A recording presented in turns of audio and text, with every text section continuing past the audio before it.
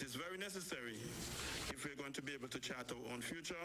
So I invite us all to be on board and to do our very best, not only for our country, but ourselves and our future. I thank you.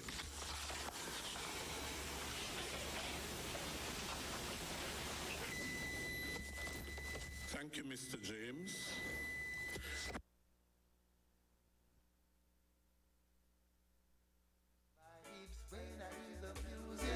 Don't wanna know that I would live without it.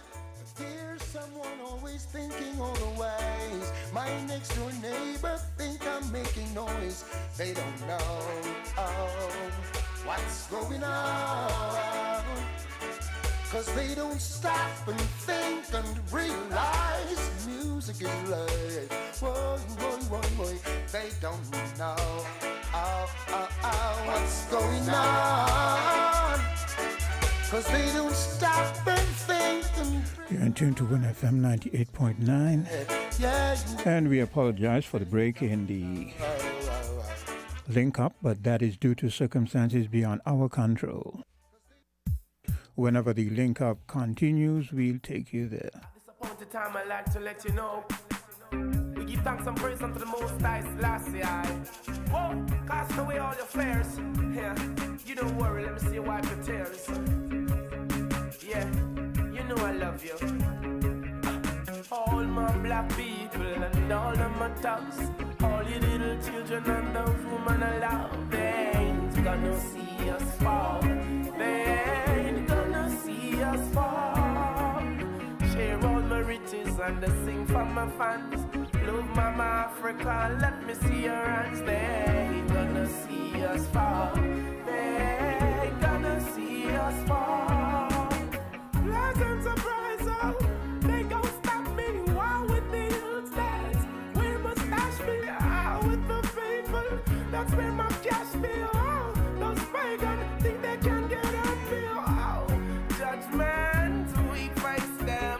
From their pagans, we got to erase them. Girls on the roof and the dogs in the basement. Playing music for the war, love is the replacement. All my people, all my dogs and all those little children and girls I love, they ain't gonna see us fall.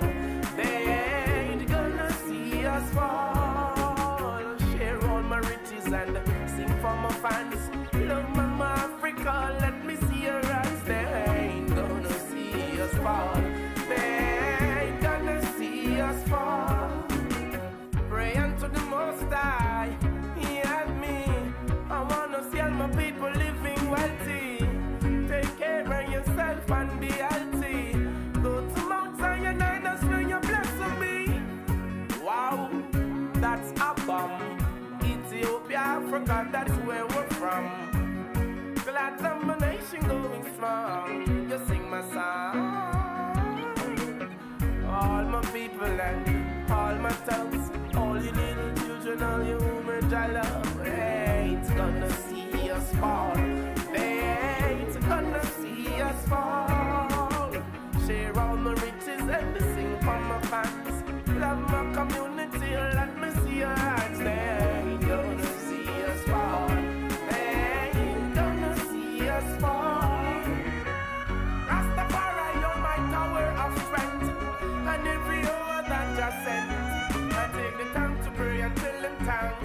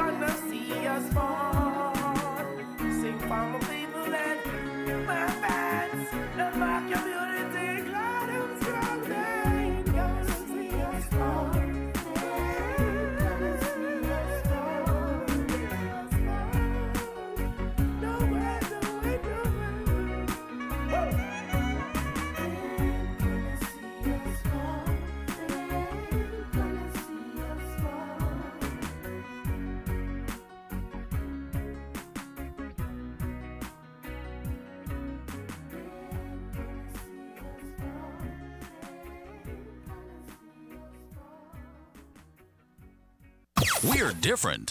We're 98.9. 98.9. Win FM. Join us on Win FM every other Tuesday for Let's Talk IT from 7 p.m. to 8 p.m. to hear our hosts, Naeem Richardson and Janiqua Esdale, speak about different aspects of social media, technology, and STEM advancements in youth. Tune in, ask questions, and let's talk IT. Brought to you by the St. Kitts Nevis Robotics Association.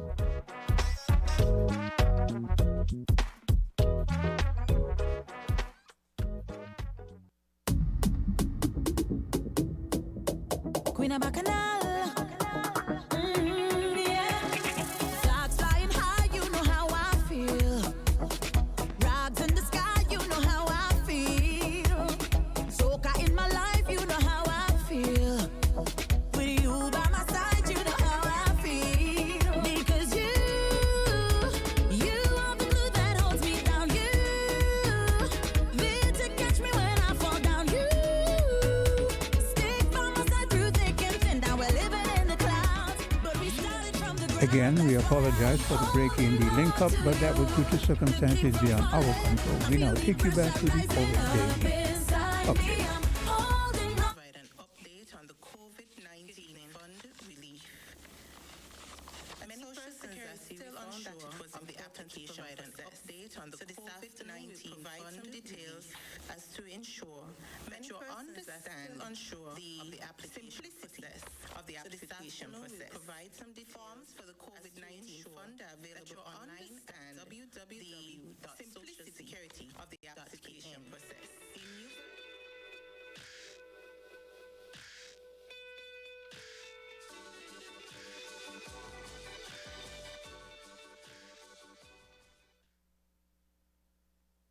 Provide some forms for the COVID-19 fund available online and www.socialsecurity of the application process. Well, they seem to still be having problems, and I'll monitor until they can rectify such. Holding on for you. Don't keep me waiting when the tension rises. You are my soca family, family, family. When you make me feel this way, feel this way, feel this way. Yeah, my soca family, family, family. When the music starts to play, start to play, start to play. Yeah, I'll be holding on to you like you're holding on to me. You're my soca family. I don't know what I would do if I lost you. I can't lose you because you are the glue that holds me down. You, there to catch me when I fall down. You stick by my side through thick and thin. Now we're living in the clouds, but we started from the ground. That's why I'm holding on to you to keep from falling. I feel the pressure rising up inside me. I'm holding on for you. Don't keep me waiting when the tension rises. You are my soca family, family, family. When you make me feel this way, feel this way, feel this way. Yeah, my soca family, family, family.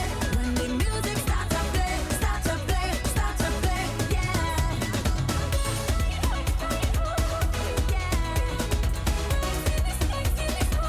Up inside me.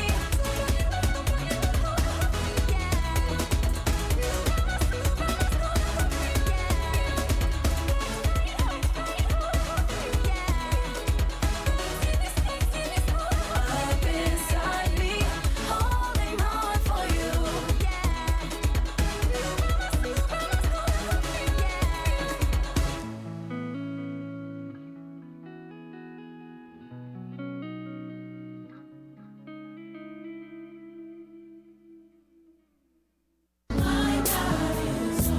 He can move mountains. Church Calling, the radio voice of the St. Kitts Christian Council, on Sundays from 7 to 8 p.m. on Win FM. Listen to recommendations for your physical, spiritual, and mental health. Call in and ask your questions or make your suggestions. It's our ministry, so let's participate. Church Calling, Sundays 7 to 8. You're in tune to Win FM 98.9. Hopefully they have rectified the problem and we'll rejoin. After the verification process by the Labor Department, there is a phase 2 compliance and audit process at Social Security before payments are made to banks or via post, being if someone chooses a check rather than bank deposits. These controls are important and have been put in place to ensure that there is no misgiving or fraud. A full audit of payments would also be made and conducted upon the completion of this exercise. Payments begun on the 20th of April as promised, with continuous and daily uploads to banks. These controls are important and have been put in place to ensure that there is no misgiving or fraud. A full audit of payments would also be made and conducted upon the completion of this exercise. Payments begun on the 20th of April as promised, with continuous and daily uploads to banks and dispatch of checks. Payments would be made daily throughout the period to be covered. Please note, if necessary, payment can be retroactive to cover the 3 months. It is important to verify your bank account details with your bank before submitting the form. Changes after submission are not possible. Contact your bank to verify your account information to avoid further delay and charges.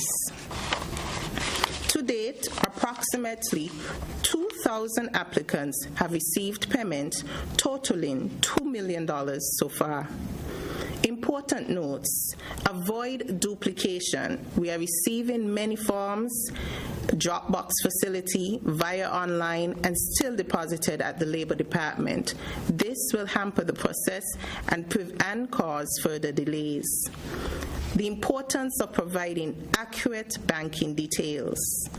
Payments not completed in the month of April will be made in May along with May's payment. The Social Security Board and Labor Department, we are working closely together to ensure that all eligible persons are paid as promptly as possible given the current challenges. Additional payments would be made in the new week and every day thereafter.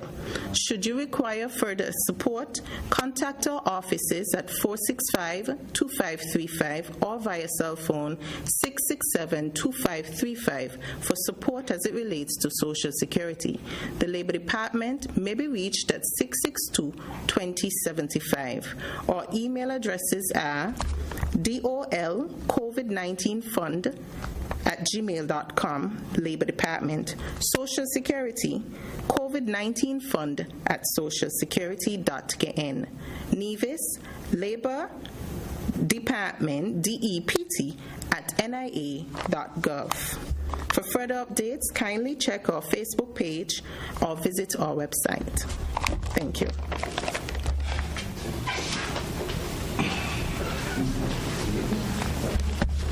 Thank you very much, Ms. Lawrence. I would now like to invite the Governor of the Eastern Caribbean Central Bank, Mr. Timothy Antoine, to give us a presentation entitled Financial Prudence in Light of the Economic Trajectory. Mr. Antoine.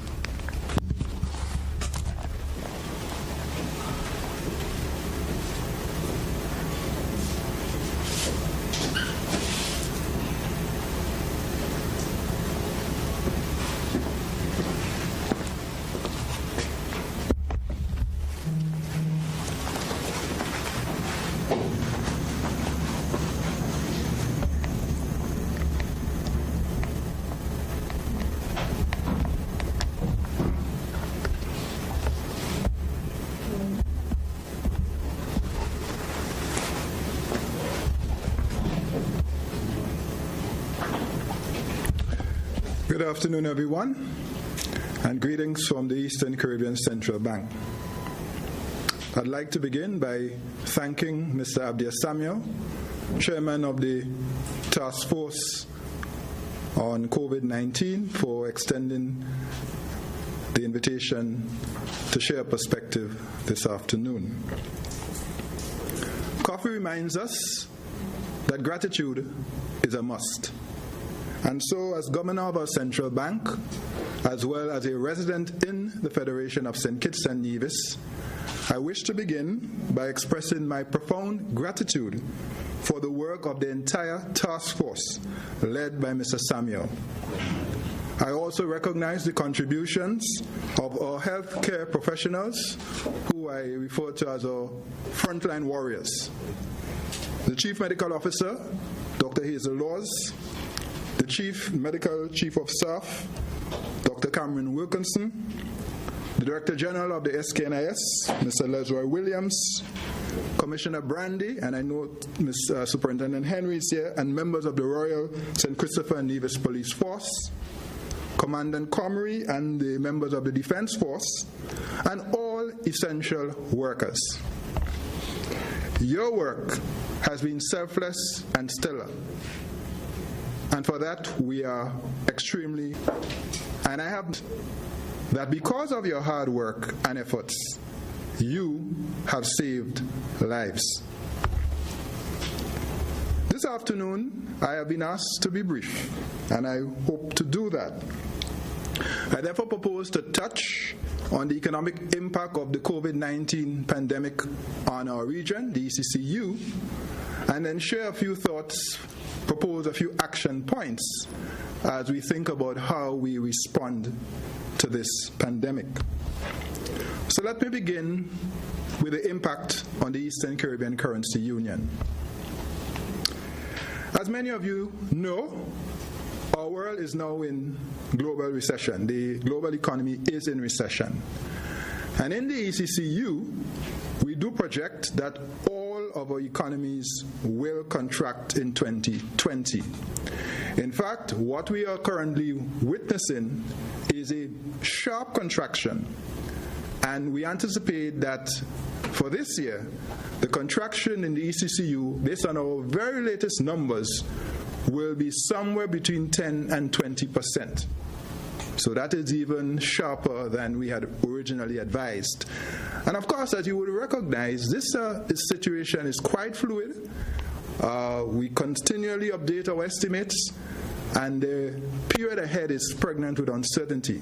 So clearly, we are going to continue to look at the situation as we see it and as it unfolds.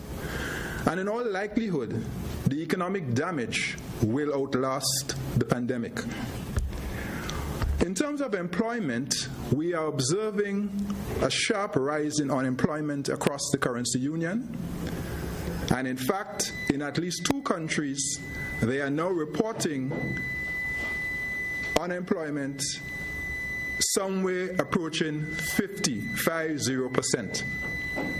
And while I do not have numbers for the Federation of St. Kitts and Nevis, we are aware, and we just heard, that more than 2,000 persons have applied to the Social Security Board for support COVID-19 relief under its relief fund. Tourism, our lead sector, has ground to a halt. And the biggest question on all of our minds is, when will tourism rebound? How quickly can it come back? At this moment, we simply do not know. Of course, we hope for the best. The reality is that as long as a vaccine remains unavailable, that is going to weigh on our tourist sector. And therefore, a period of 12 to 18 months does not appear unreasonable at this time. Now, of course, we have been hearing of clinical trials starting in the US and elsewhere, and the possibility that there could be vaccines available by the end of the year, early next year. But the best numbers we have still suggest we're probably a year away.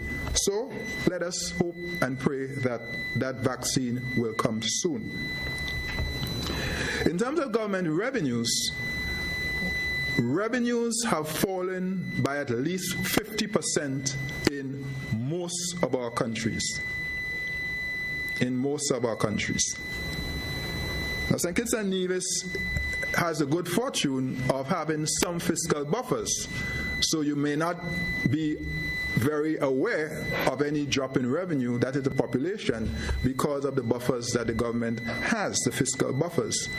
But let it be known, revenues across the currency union have fallen, and that's obvious. Tourism is shut, many jobs have been shuttered, and therefore government revenues have been adversely impacted. In terms of remittances, while they have proved to be very resilient over the years, we do project a decline in remittances in the short term, especially from the United States of America. And we may very well see a phenomenon that we saw after the global financial crisis, where there was reverse remittances. That is to say, people in the currency union were sending money to the US and UK to help family abroad.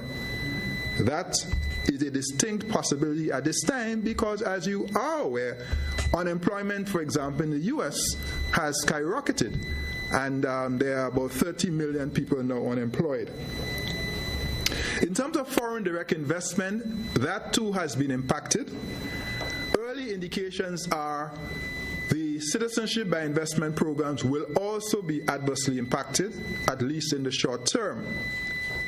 Having said that, I have heard from one or two countries where there is still some interest in those programs.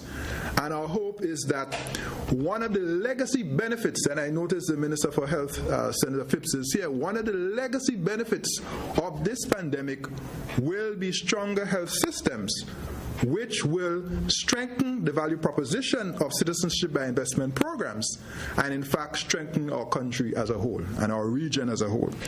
So that is something perhaps on the positive side. On another positive note, oil prices are extremely low. In fact, we heard of the situation where it went negative recently.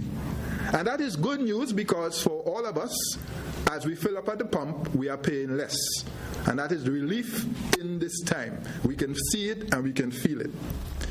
But in addition to the price we're paying at the pump, it also helps with our foreign reserves because it means we are paying less for oil imports. And of course, we spend considerable sums every year on oil imports because we're oil importing countries. That leads me then, and as you know, a dollar saved is a dollar earned. So that is something that is positive at this moment. In terms of our foreign reserves,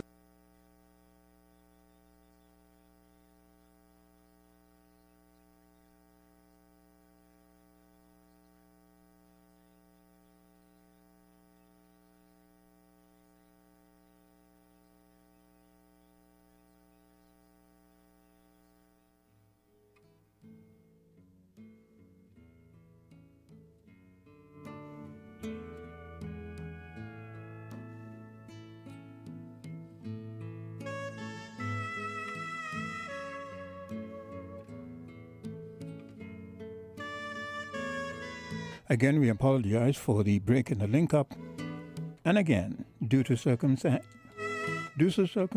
beyond our control here at Win FM 98.9.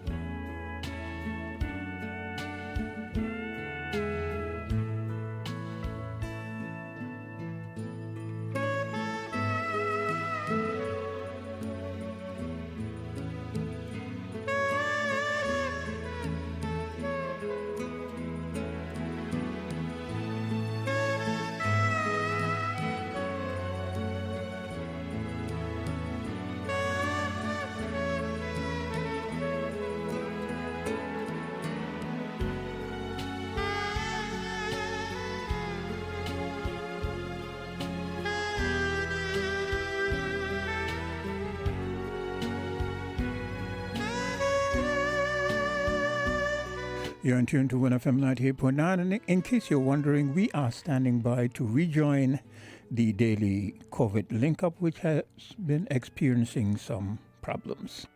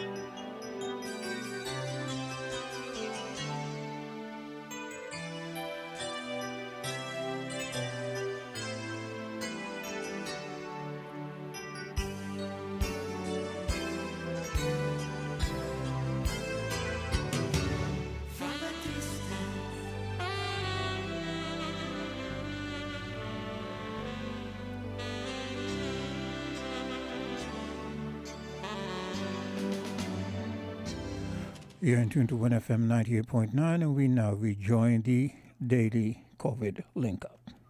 This afternoon. Coffee reminds us in her song that gratitude is effective this afternoon. Coffee reminds us in her song that gratitude is a must. And therefore, as governor of our central bank and as a resident in the Federation of St. Kitts and Nevis, I would like to express my profound gratitude on behalf of our entire ECCB family to the entire task force for the great work it has done in this period. I also wish to, of course, recognize not just Mr. Samuel, the chairman, but all our healthcare professionals, as I prefer to call them, our frontline warriors. The Chief Medical Officer, Dr. Hazel Laws, the Chief Medical Chief of Staff, Dr. Cameron Wilkinson, the Director General of the SKNIS, Mr. Leroy Williams, Commissioner Brandy, and I recognize Superintendent Henry this afternoon, and all members of the St. Christopher and Nevis Police Force, Commandant Comrie and members of the Defense Force, and all essential workers. There is no doubt in my mind that your work has been selfless and stellar. And because of your work and efforts, you have saved lives. This afternoon, I wish to be brief. I will touch on the economic impact of the pandemic on the Eastern Caribbean Currency Union, and then I'll share a few thoughts about how we may proceed before I conclude. Now to the impact. As you are all well aware, the global economy is now in recession. And in the ECCU, we project a sharp contraction in 2020. In fact, our latest numbers indicate that contraction may be somewhere in the vicinity of 10 to 20%. And that's, of course, an average across the currency union. And clearly, one of the biggest drivers of that is the tourism sector, which, as you know, is now shut. It's our lead sector, foreign exchange, jobs, government revenue. Our tourism sector has gone to a halt. And at this moment, the biggest question is, when will tourism rebound? Truth be told, we do not really know. Of course, we hope it will be sooner rather than later, but in all likelihood, the economic damage of this pandemic will outlast the pandemic. And in the absence of a vaccine, we're likely to have a protracted recovery process.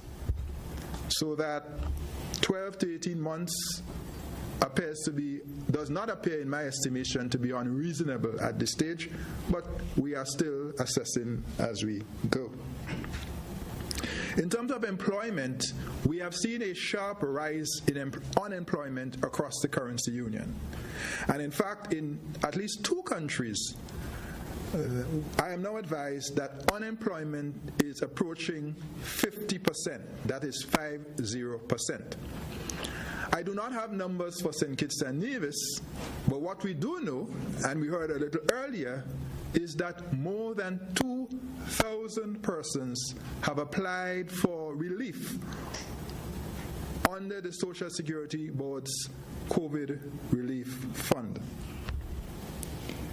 In respect of government revenues, my information at this moment is that governments across the currency union have seen revenues plummet by as much as 50%. In some cases, actually more.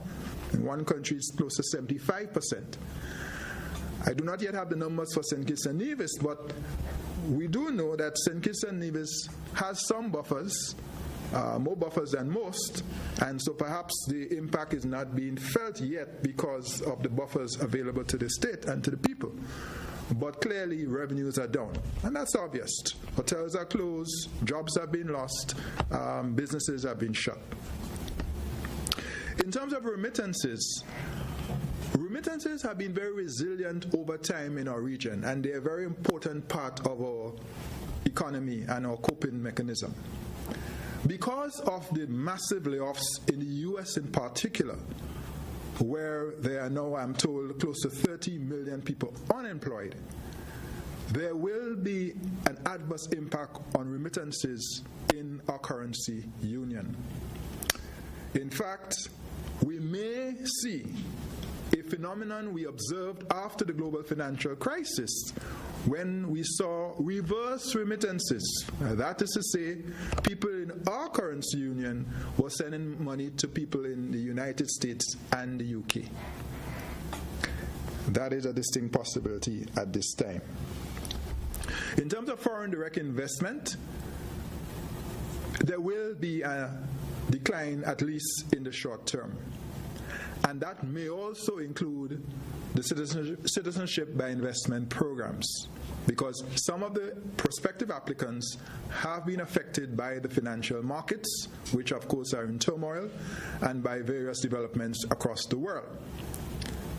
Having said that, I have heard from one or two countries that they are continuing to feel interest in the program. And so my hope is that that damper will be short-lived, given the importance of these programs to our region, and of course here in St. Kitts and Nevis, which has the oldest and largest program. One legacy benefit of the pandemic, I hope, will be stronger health systems, because our governments have had to invest significant sums in our health systems. And therefore, a legacy benefit would be a stronger system, which then enhances the value proposition for our countries in respect of citizenship by investment. Because going forward, people need to know that they will be safe, that their health will be looked after. So that is potentially some good news. And another piece of good news is the fact that oil prices currently are very low. In fact, those of us who fill up at the pump will see the obvious benefit, because we're paying less to fill up our tanks.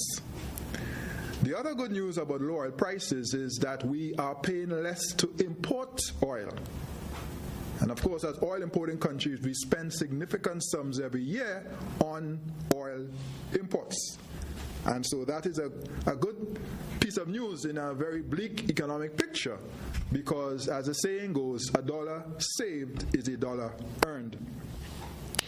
And speaking of foreign reserves, I now wish to advise that the EC dollar remains very strong.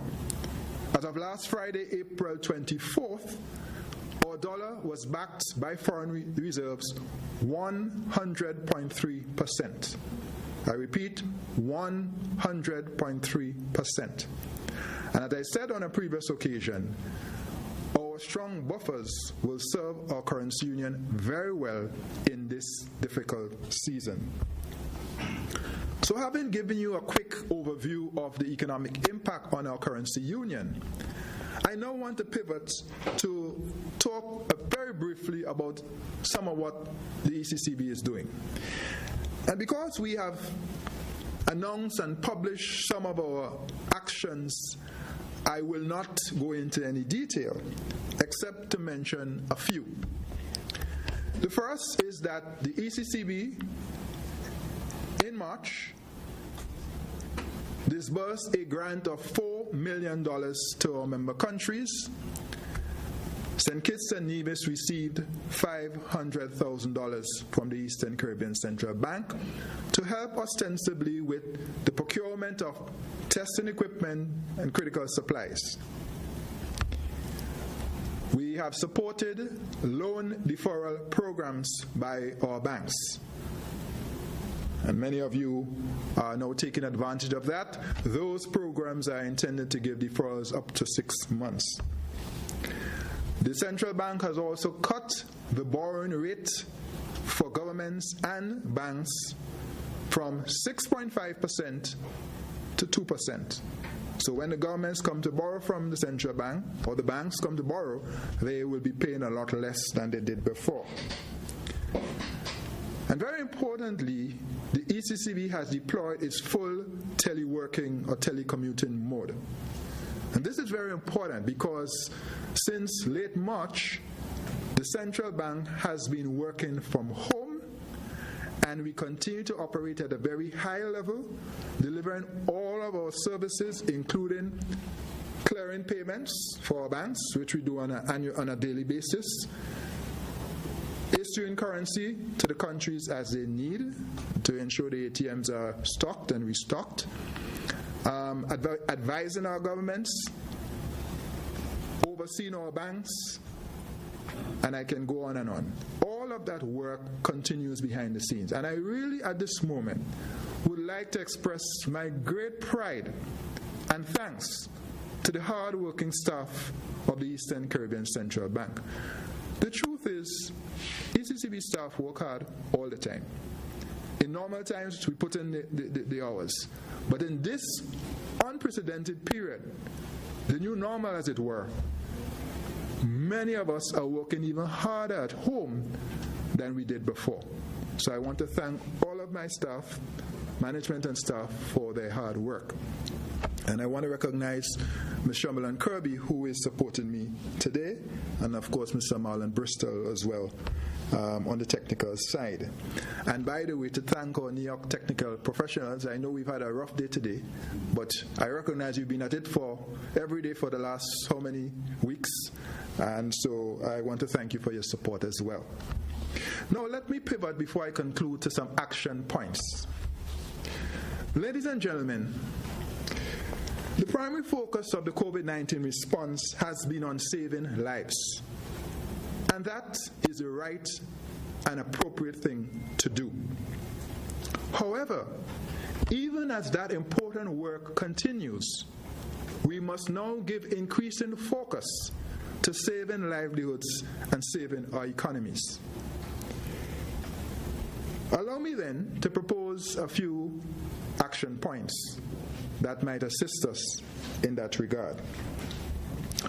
The first one should come as no surprise, but it's the first action point, key action point. Follow the health protocols. Follow the health protocols. You see, as we move to reopen the economy, what we are in fact doing is learning to live with COVID-19. Because there's no vaccine for the virus. So we are learning to live with it. It therefore means that all of the protocols that we have been following, we must continue to follow. Our health requires that we do, and our economies demand that we do. And if we don't, if we get careless and complacent, we are going to be forced back into lockdowns, back into shutdowns, and will impose and bring upon ourselves, heap upon ourselves, more economic difficulty. So that's the key action point number one. This is not a time to let down your guard. In fact, in one country, not in St. Kitts and Nevis, but in our currency union, this week, there were 4 cases around a workplace cluster. They got back into the workplace, clearly were not fully following the protocols, and one thing led to another, and there are now 5 people, essentially, 4 plus 1, who are now COVID-19 positive. So we cannot afford to let down our guard. And let me say this. I heard Mr. Samuel yesterday saying that from next week, they will be forced to shut businesses. I want to see businesses stay open. But if you're not going to follow the protocol, if you're not going to follow the protocols, you have to be shut. So I want to encourage everyone to follow the protocols that have been established. And I want to commend the task force for not simply asking, but sending out a compliance regime to check, to make sure that we're doing what we're supposed to be doing. Ultimately, those are things which will help to save the livelihoods and save our economies. So that's very important. The second thing is expand connectivity. Expand connectivity. It is pellucidly clear that connectivity and digital tools have been a lifeline in this pandemic. If you think about it, you could not be hearing me, and I could not be hearing from you without the digital tools this afternoon. And we've heard the briefings throughout. Schools, work, payments, all of these things have been facilitated by digital tools.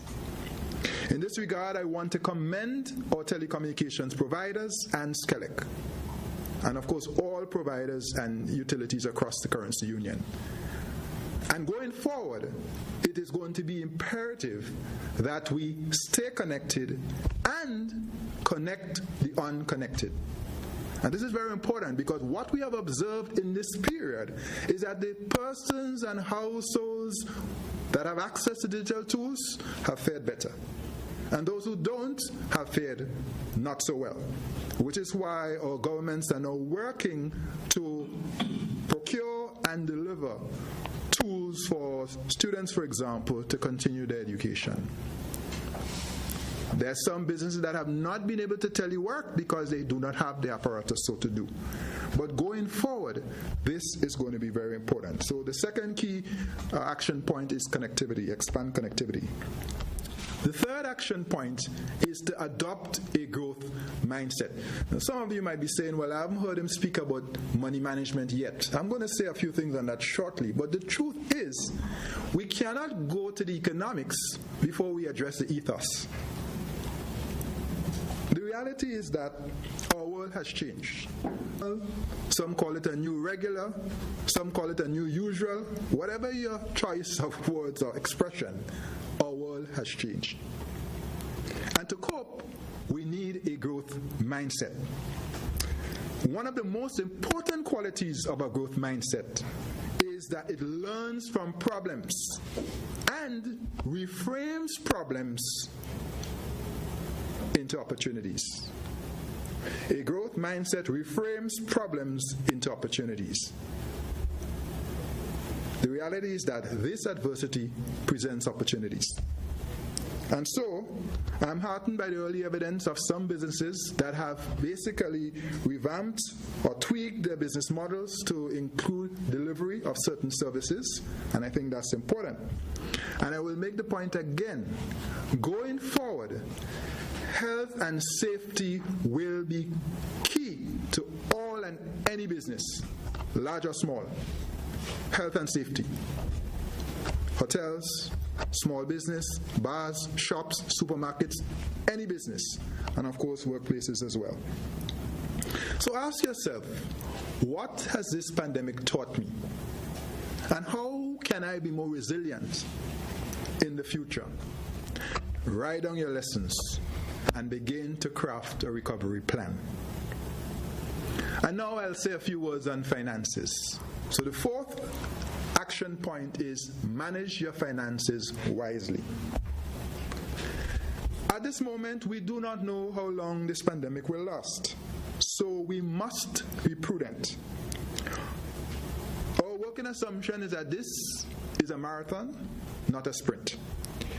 To manage our finances, we must do the following, and I'm just going to highlight a few things because we will be doing more of this in the next few weeks through our podcast, ECCB Connects. Identify essential and non-essential spending. So just as we have essential and less essential workers, we have essential and non-essential spending. That's another way of saying focus on your needs, not your wants. And perhaps the experience of the past month might assist us in clarifying in our minds what is essential and what is not. Because we're going to have to make the decision because we are working with less. We have less income. We have less resources. So consider the example, for example, consider this simple example. I have $900 saved. If this pandemic is going to last 3 months, I can spend $300 per month. That will tide me to the end of 3 months. However, if this pandemic lasts 9 months, then I must spend $100 per month. because I need that $900 to tide me over not 3 months, but 9 months. My point is that we need to use our limited finances wisely, all of us, at the personal level, at the household level, at the business level, and at the government level, all of us, because money is scarce. Avail yourself of financial relief. So, for example, the banks and credit unions are offering loan deferral, a moratorium. The utility companies, the Social Security, the government. You need that support? Avail yourself at this point. That will also help. Our churches, others, avail yourself. But I also want to challenge us to save something from what little we receive. If you are receiving $500 per month, try and save $50. It might seem like a big ask because you think you want to do a lot of things, but I hope the last month has taught us that not everything is essential. And perhaps we could live on a lot less if we understand the situation and we embrace the times. If you're earning or you're collecting $1,000, try and save $100. I know some of you are saying, I don't know how that is possible, but I want to remind you, our parents and grandparents worked for a lot less than we did and saved a lot more. And perhaps we need to draw on those lessons. I always say they were some of the best economists I know. And I think at this moment, that wisdom would help. So I'm going to leave finances for now. There'll be more in the next few weeks on that. I'm almost done. The next action point is to feed your faith, not your fears. This afternoon, this evening, I know many people are anxious and fearful about their future. That is a real fear. That is a real fear. The situation is challenging. Now, fear has a useful function. It alerts us to danger, real and potential. But once we have been alerted, we have to pivot from fear to faith. Because if we don't, we are going to be paralyzed by fear. We are going to be paralyzed by fear, and we must not give in to fear. So, 3 weeks ago, I declared that social distancing does not mean spiritual distancing. And I exhorted everyone to spiritual closeness. And now I make that appeal again. And I'm saying to us, how do we feed our faith? Well, we feed our minds on God's word. So, that's excellent food for the mind. One of my favorite vitamins is found in John 16:33, which says, and I quote, I have told you these things so that in me you may have peace. In this world you will have trouble, but take heart. I have overcome the world.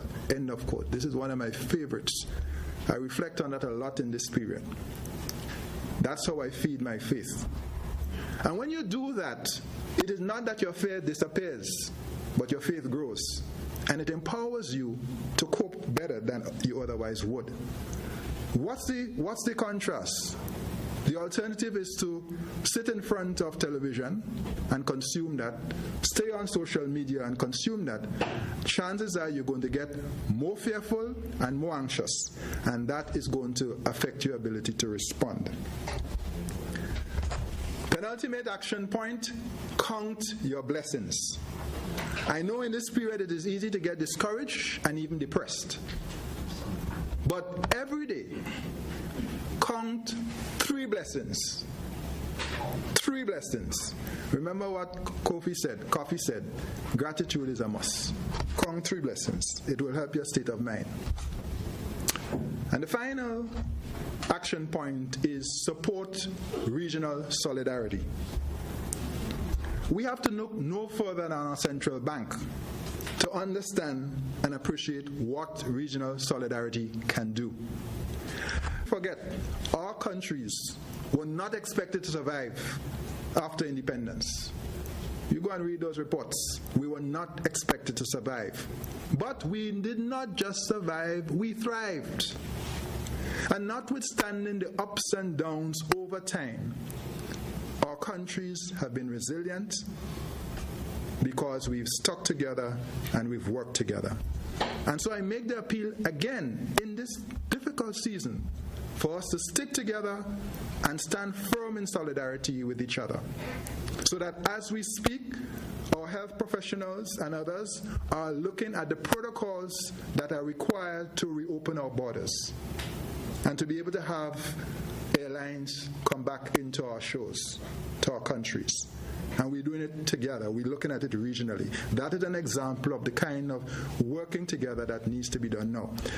And make no mistake, because many of our large countries are so preoccupied with their own issues, they do not have time for small states like ours. So we have to take care of our own business, and part of that, an important part of that, is standing together, sticking together, and standing together in this moment of adversity. So regional solidarity is crucial. And so I conclude, finally, with a poignant quote from Abraham Lincoln, the 16th President of the United States of America.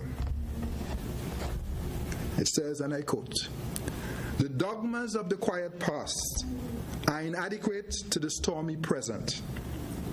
The occasion is piled high with difficulty, and we must rise with the occasion. As our case is new, so we must think anew and act anew." End of quote. That's a growth mindset I'm talking about. Citizens and residents of the Currency Union, let's stay together, and God helping, we shall overcome. Thank you.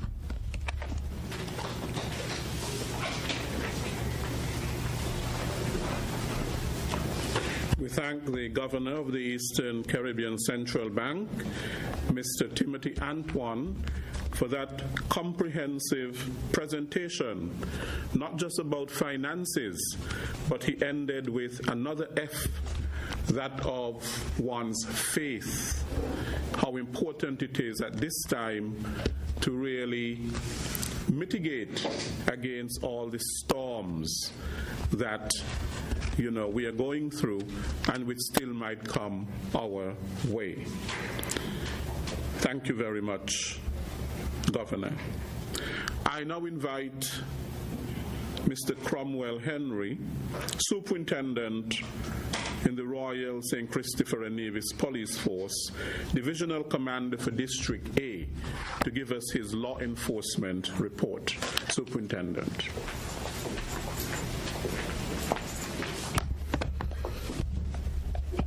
Thank you very much, Mr. Williams. Pleasant good afternoon to all. Over the last 24 hours, police made 5 arrests for persons who were in violation of the emergency regulations. 2 of these arrests were for persons who failed to wear their masks. This brings the total to 106, the number of persons arrested for violations under the emergency regulations. Following my announcement on the arrest of persons failing to wear their masks, some members of the public are commenting on the fact that the presenters at this briefing do not wear masks while presenting. I want to assure you that we do wear our masks in the building. However, because of complaints by you, the listeners, about not understanding us clearly while we wear our masks when presenting, we remove our masks for the purpose of presenting clearly. I must tell you that we also practice social distancing and hand hygiene while here. Again, we are not above the law, and we always strive to lead by example. At the end of limited operation days, motorists can be seen hurrying to get off the road before the curfew begins. And in their hurry, they disregard the speed limit, stop stop signs and stop lights, giveaway signs at roundabouts, and the rules for overtaking. This practice is dangerous as it increases the risk of accidents and puts life and property in danger. We ask that persons give themselves sufficient time before the curfew begins to get home safely without having to rush. There was at least one traffic accident last evening at a roundabout which resulted in significant damage as a result of the rush to get off the road. We also appeal to persons who have been granted exemption during the curfew period to also observe all traffic regulations, and the absence of other vehicles on the road is not a signal for you to disregard the rules of the road. We make our usual appeal for residents to respect the curfew and other regulations which are meant to keep us all safe. Thank you.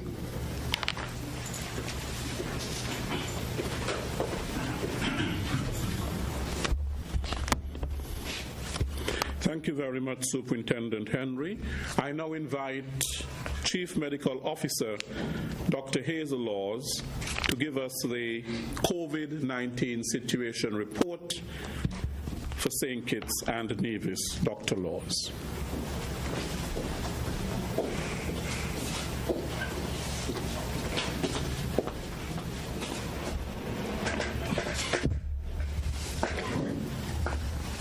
Good afternoon, Mr. Williams. Good afternoon, everyone.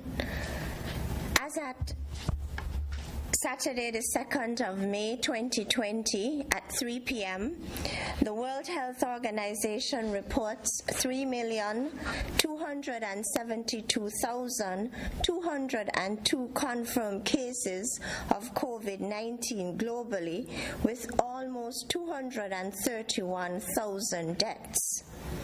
To date, 296 persons have been sampled and tested, with 15 confirmed positive, 280 confirmed negative, and 1 result pending. 8 confirmed cases have recovered. To date, we have 0 deaths. Currently, 56 persons are quarantined in a government facility, while 46 persons are quarantined at home.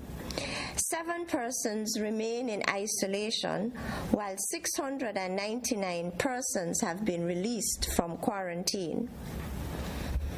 Current medical research findings strongly support the possibility that regular endurance exercise can reduce the risk of developing the severe form of coronavirus disease and may even prevent death. According to the Centers for Disease Control and Prevention, 20 to 40% of patients hospitalized for COVID-19 will develop acute respiratory distress syndrome. This is a serious complication of COVID-19 due to widespread inflammation of the lungs. It is also a major cause of death in such patients. Researchers at the University of Virginia tell us that there is a powerful, naturally occurring antioxidant that hunts down and attacks harmful free radicals, protects the tissues within our bodies, and prevent diseases like osteoarthritis, acute lung disease like ARDS, and even ischemic heart disease or heart attacks. This antioxidant is called ECSOD, extracellular superoxide dismutase. It is produced naturally by our muscle cells. It is secreted into our bloodstream to allow binding to vital organs. The production of this naturally occurring antioxidants is enhanced by endurance or aerobic type exercises like walking, running, jogging, cycling, and even dancing. essence, let us be intentional and continue to exercise at least 3 times per week. Let us be innovative and develop an exercise regime in keeping with the new physical and social distancing protocols. You can exercise in your house and on your veranda. You can walk and jog outside in the early morning sunlight on the days of limited operation. Let us continue to exercise. Hashtag exercise and prevent COVID-19. I thank you.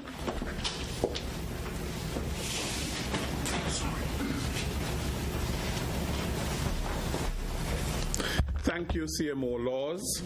I now invite Ms. Vesta Southwell, who is filling in today for Mr. Abdias Samuel, who is the chair of the COVID-19 National Task Force.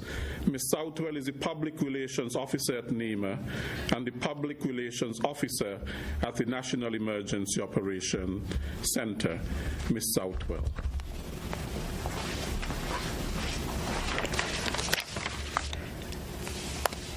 Thank you so very much, Mr. Williams, and greetings, everyone. As Mr. Williams has said, I am sitting in for NDC and Chairman of the COVID-19 National Task Force, Mr. Abdias Samuel. Mr. Samuel is apparently taking a much-needed break today from one of the many posts that he holds currently, but still is at the office. Today, Saturday, 2nd May 2020, marks the 33rd day of activation of the National Emergency Operations Center and the National Disaster Plan.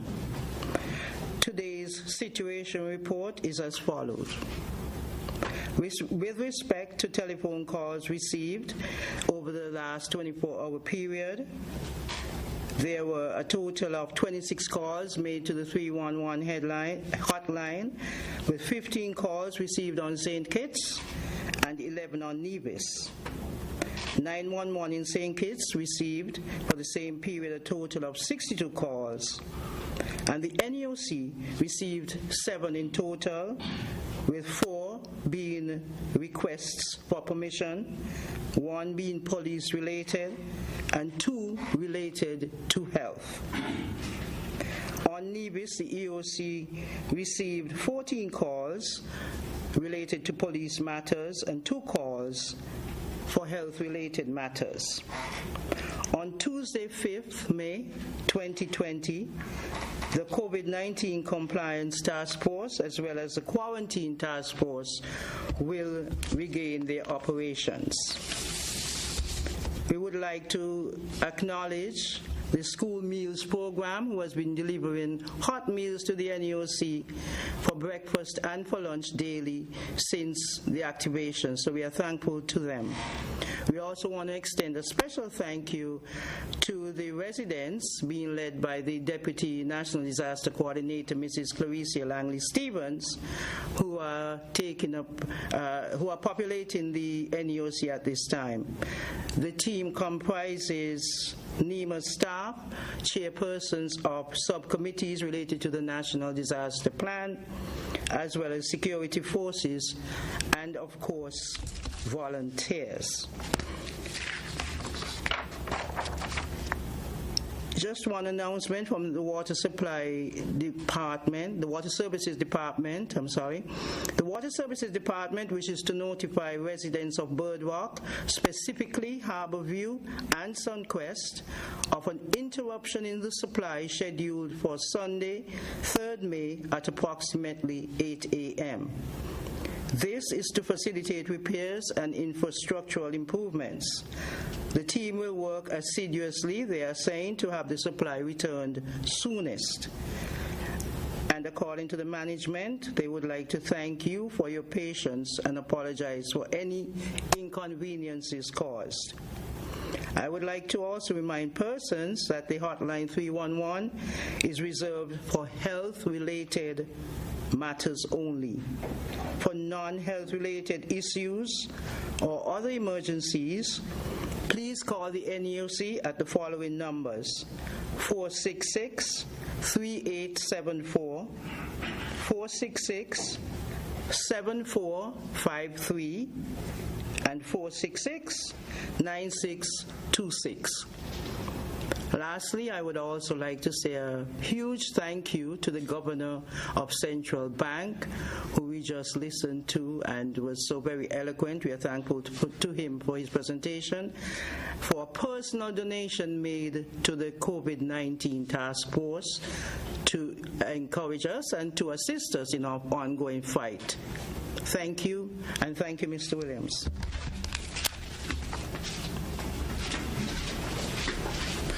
Thank you very much, Ms. Southwell. We now arrive at our interactive part of this briefing, which I'm sure that you all look forward to, the question and answer segment. And our first set of questions are for Dr. Antoine. You mentioned that 2 ECCU territories have seen unemployment rates of about 50%. Which 2 countries are these? In which sectors are the job losses being recorded most? You also gave an average economic contraction range of 10% to 20% in the currency union as a result of COVID-19. While it is obvious that there will be heavy and sustained economic slumps due to the pandemic, on what indicators are these estimates made?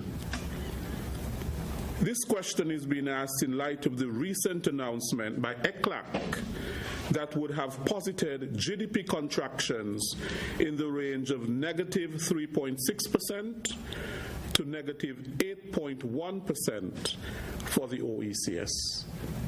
Dr. Antoine.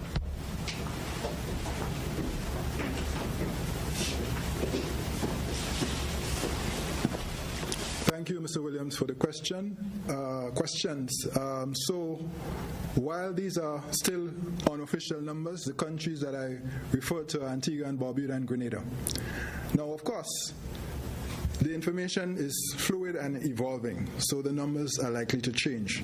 But I have spoken to those countries and so on. In St. Lucia, for example, at least 13,000 people are out of jobs, particularly because of tourism and its closure. In Antigua, I think that number is close to 20,000. So the job losses are real. In terms of the forecast, I do not know when ECLAC produced those numbers.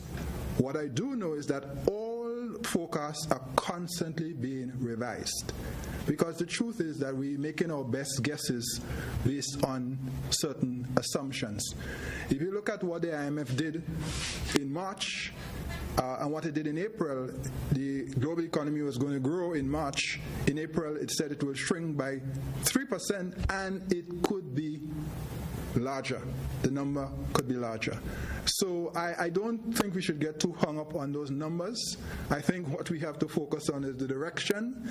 The trajectory is clearly a contraction in our economies.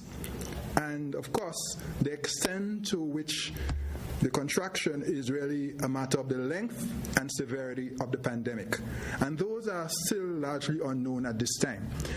When you look at projections for the economy, we look at the tourism impact. I think you must know, all of us probably are aware, we are arguably the most tourism-dependent region in the world. So if your tourism is closed, it is going to have a massive impact. Our foreign exchange generation from tourism, in some countries, it's more than 60%. So the jobs, all right, so when you look at hotels, restaurants, travel, tour operators, transportation, catering, entertainment, and I can continue, then you begin to see the effect on the tourism industry. Small businesses which have closed. So clearly the situation is dire, and the numbers will change. And I think you need to appreciate the period that we're in. Thank you.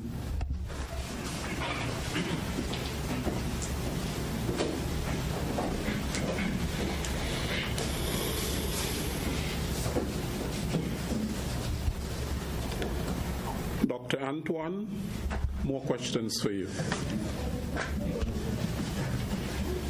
It was informed by some banks, credit unions, outside of St. Kitts, but within the OECS, that persons who opted for the 6 months grace period will be given options like having the monthly payments plus the interest added back to the loan at the end of the 6 months, or that amount will be placed on a separate loan.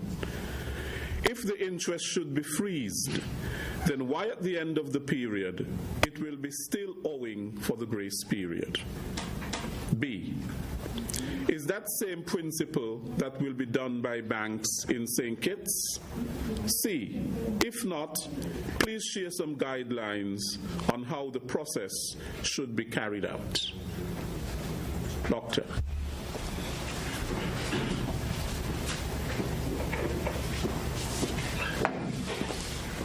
So thank you, Mr. Williams. So I think this is a very important question. And let me start by saying we have asked all banks to explain to customers what a loan deferral or moratorium means. What it means essentially is that you can get relief on principal and interest, which means cash flow relief for the period of the deferral, whether that is 3 months, 6 months, whatever the period would be. What it does not mean is that interest is waived, because interest is not waived. And that is going to be the situation in all financial institutions. So, a moratorium means a loan deferral, keep it simple, that effectively your loan is going to get larger by the amount of the interest accrued, and the tenor or length of the loan is going to be longer because you may need a few additional months to repay. So if you take a loan deferral for 3 months, your loan is likely to last at least 3 months longer. If you take it for 6 months, it is likely to last 6 months longer. So we've asked in writing that all banks properly explain what that means, so that people evaluate their options and what works best for them. For example, I have had people say, what I really need now is relief on principal. I can still manage my interests. Now, not everybody can do that. Some people can't pay anything right now. They don't have a job. But there are those who have some income, maybe not as much, but they want to minimize the costs going forward, and they are prepared to pay interest, but they want principal relief. And I've said to the banks, work with the clients, your customers. If you have to change your systems, to help them. Because part of the challenge is that many of our banks have certain IT systems which makes it perhaps a little challenging for them to do one or the other. So many of them will say, well, do you want interest and principal or you don't? You know, it's a sort of either or. We've said to them, work with the customer, be flexible, manually make the change if you have to give your customer the best option. So customers need to be clear. The moratorium or the loan deferral works if you absolutely need cash flow relief. That is what it is. And some of you might be saying, well, why can't the bank just waive the interest? Well, I want to remind you, banks have your deposits and my deposits, and they are continuing to pay interest on those deposits. And by the way, the banks do not own those deposits. They owe those deposits. They have to be paid. So they have to pay their staff. They have to pay security. They have to pay technology. So it is not possible in this period where banks are collecting less, still making certain payments, still extending credit to some customers to keep them going, to expect them to waive the interest. And if they were to do that, then they would put your deposits at risk, and we can't afford that to happen. So we need to be very clear about why the banks are waiving this period. What we've said to them is to waive the fees, waive the late payment fees, but the interest will accrue and will have to be paid later. So I'm glad you asked so that we can clear that up. I think the other question had to do with, it was not well, we dealt with the payments. There was another question. Remind me, refresh me. Yeah. The moratorium, the payments, there was another question related.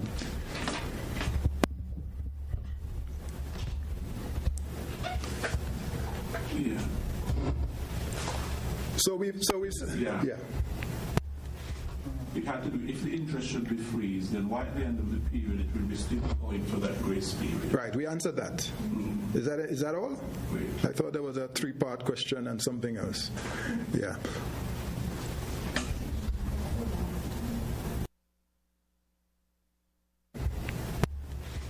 It had to do, if the interest should be freeze, then why at the end of the period it will be still going for that grace period? Right, we answered that. Mm-hmm. Is that all? Wait. I thought there was a 3-part question and something else. Yeah.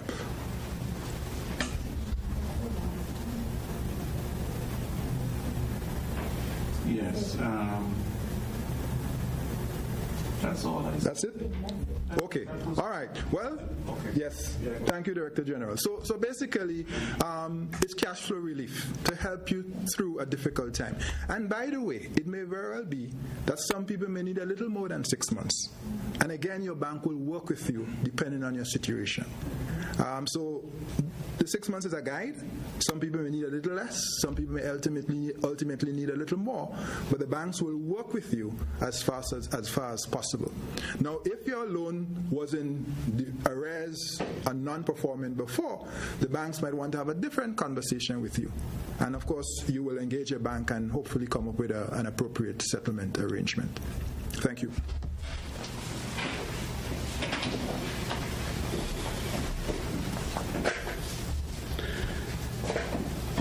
We'll come back to you, Governor.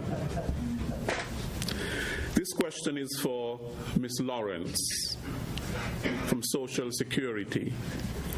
How will one know if they qualify to receive assistance as a self-employed person? Does the department send an email or call to say approved or not? And secondly, how long after submitting the form does the process take for approval?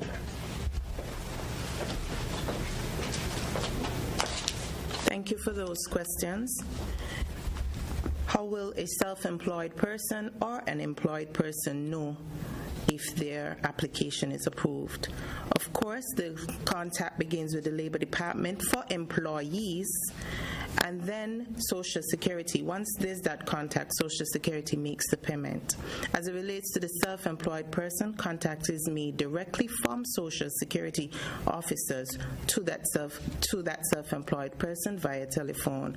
What we found challenging is that persons are not including their contact information, so it makes it difficult to each person. So again, you're reminded to complete your forms properly, include your proper banking details, your address if you're going to be paid via check, and most importantly, your telephone numbers so that we can call you. We've also heard about, you asked the length of time between the application and the payment. Usually it's 10 to 15 working days. If you have not heard from us, especially some of you who said you would have applied early April, please give us a call at 662-2075. That's the Labor Department, self-employed persons, 667-2535. We'll work as fast as possible to see how fast we could get those payments to persons, because we understand the need is great. Thank you.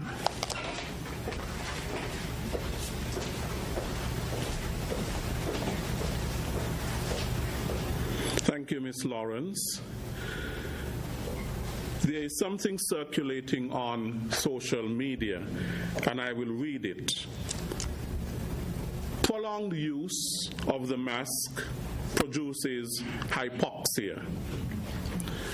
Breathing over and over exhaled air turns into carbon dioxide. which is why we feel dizzy. This intoxicates the user, and much more when he must move, carry out displacement actions. It causes discomfort, loss of reflexes, and conscious thought. It generates great fatigue. In addition, oxygen deficiency causes glucose breakdown and endangered lactic acid rise. Some people drive their car with the mask on. That is very dangerous because air can make the driver lose consciousness. It is recommended to use it only if you have someone in front or very close. And it is important to remember to lift it every 10 minutes to continue feeling healthy. It is counterproductive for people who serve the public for 8 hours as they are intoxicating themselves without knowing it. All lives are important. That prevention does not lead you to another problem. Let's use the mask knowingly. I would call on Dr. Cameron Wilkinson to address that issue.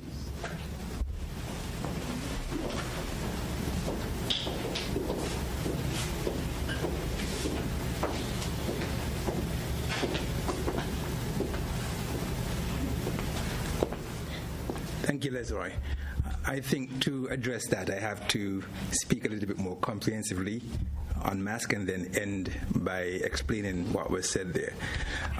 There are a few things we need to understand, that the transmission of COVID-19 is by respiratory droplets, and when you cough or sneeze or talk, these droplets can travel at least 3 feet, and that's one of the reasons why we say that you should stay at least 6 feet from someone so that you don't get these droplets going into your nose, mouth, or eyes. Also, these droplets can contaminate surfaces, and if they contaminate surfaces and you touch these surfaces and you put your hand in your face or in your eyes, then you can become infected, and that's why we advocate for the personal hygiene, washing your hands, etc. Now, as it relates to wearing masks, the CDC recommends that persons wear a cloth face mask to cover their nose or mouth when they're in they are public in a community setting. In other words, if you are around persons. And the purpose of using that is not necessarily to protect yourself, but to protect others from the respiratory droplets that you might produce.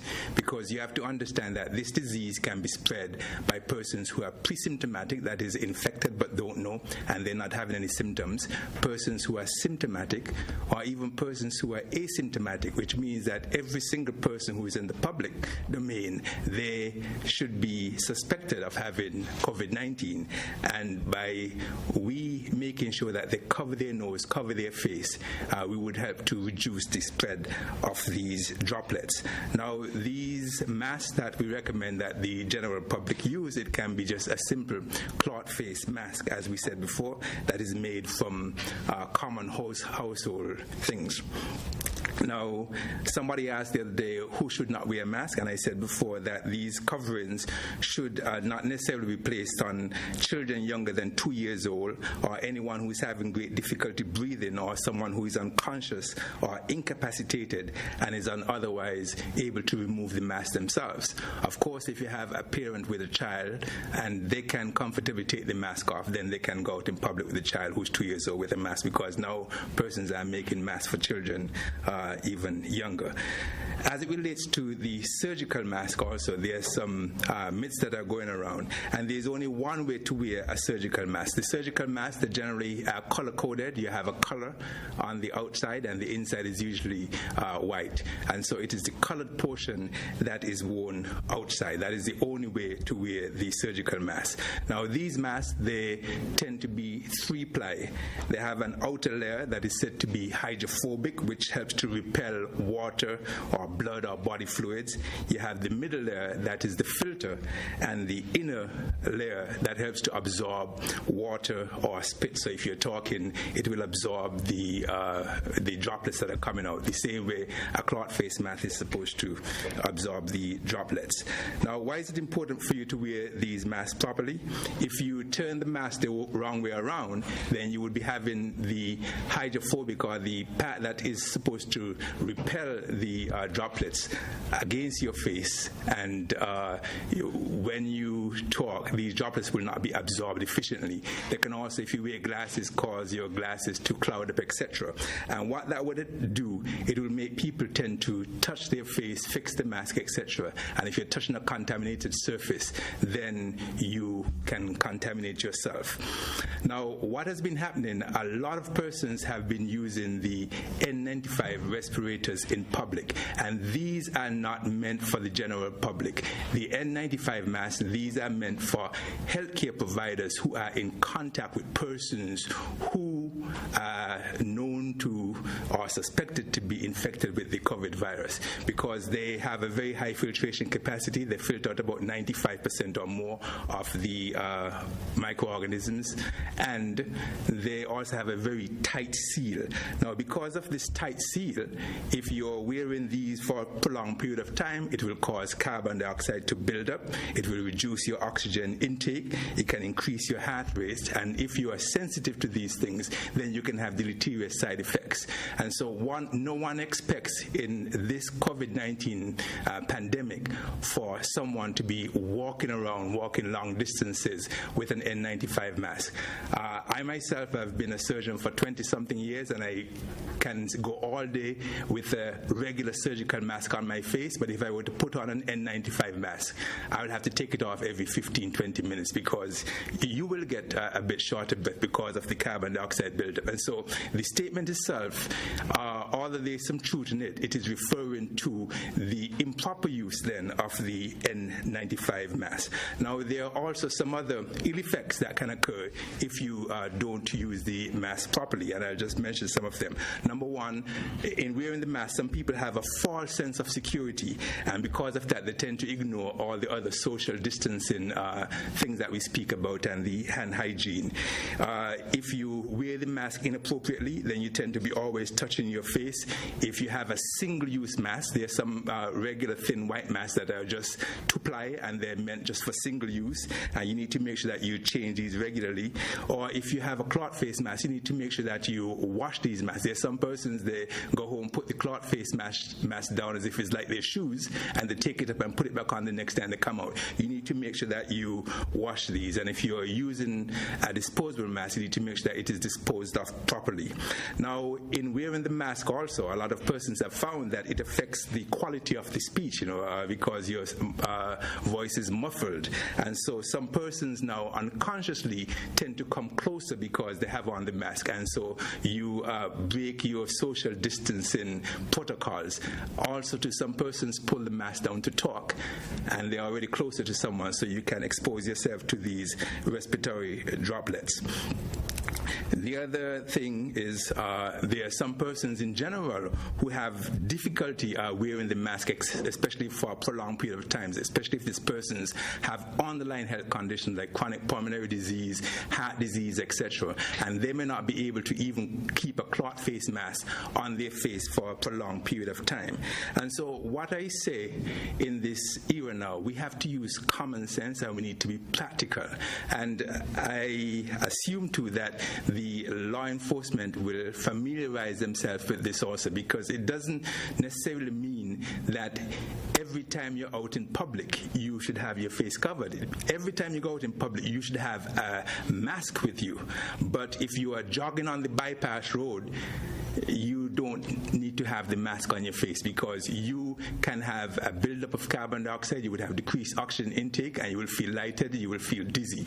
You, however, need to have the mask available so that if someone comes within close contact or if you're passing a crowd, you can put the mask on. And I'm sure that the law enforcement enforcement will take these things into consideration. If you're driving your vehicle by yourself, you don't need to have the mask on your face. Sometimes, I've said before, I've seen persons driving by themselves and they have their mask on. Or there's some persons who would have slept the night with their wife and their children in the house close up, but then they jump in the vehicle and then they all have on a mask. If you're driving with the household persons you live with and there is no one who is in quarantine or isolation, you don't necessarily have to have the mask on. And so I don't think that the law enforcement should be stopping someone with a card just because they don't see the mask on. If they stop you and they ask you wear your mask, you show them that you have the mask available, because when you step outside and if you're going to be going into any area where you have persons, you should be able to put the mask on.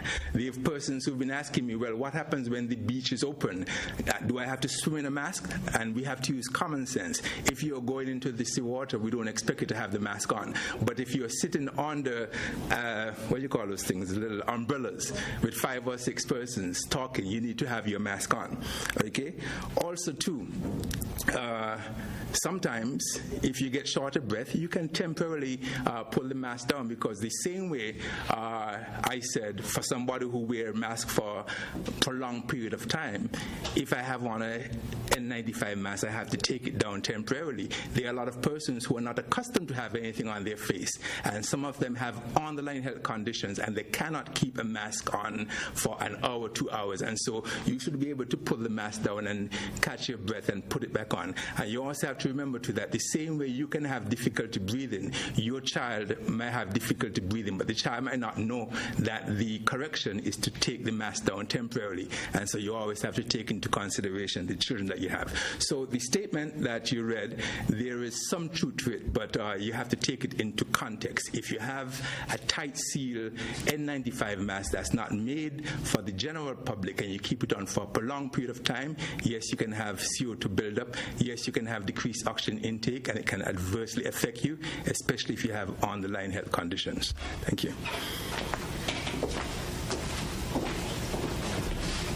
Thank you, Dr. Wilkinson. You know, the mask issue has become one which appears to be the most important issue with the COVID-19 pandemic.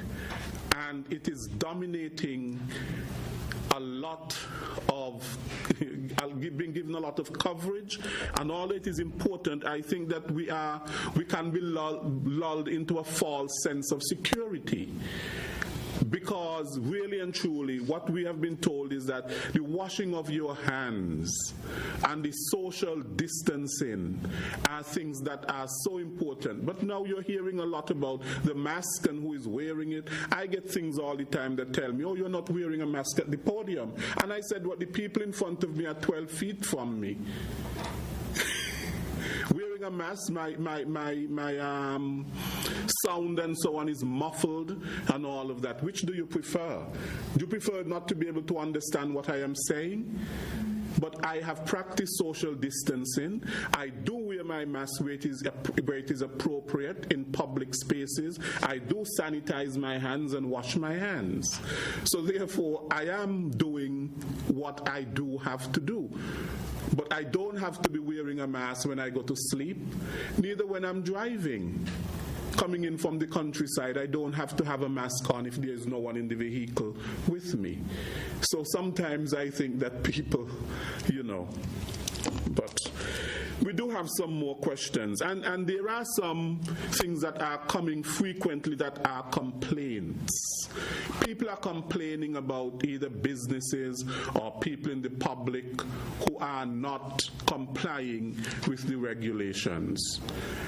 And there must be some way in which they can send their complaints either to the compliance task force, some number or something, that those things can be addressed rather than having to read them here at the briefing.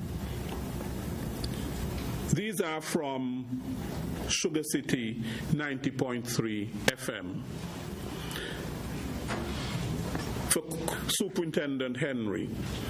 For the past few weeks, I have realized that a certain supermarket establishment is not following the security measures that were established under the COVID-19 regulations, where persons in buses are supposed to be wearing their masks and sitting with 2 per seat and away from each other.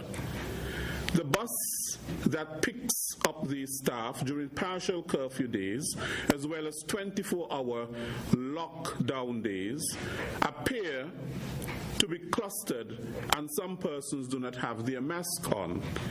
This practice was seen happening today as well. Are the rules not for everyone, even though they get permission to be out? What do the police do in situations like this? Is there an immediate penalty, or are they arrested and fined?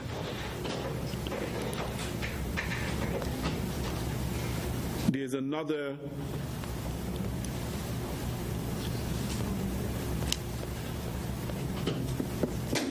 complaint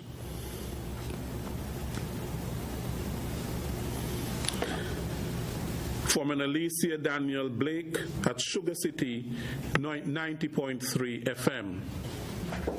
Yet another observation. Having to do some shopping, I went to one of the supermarkets in Zone 1.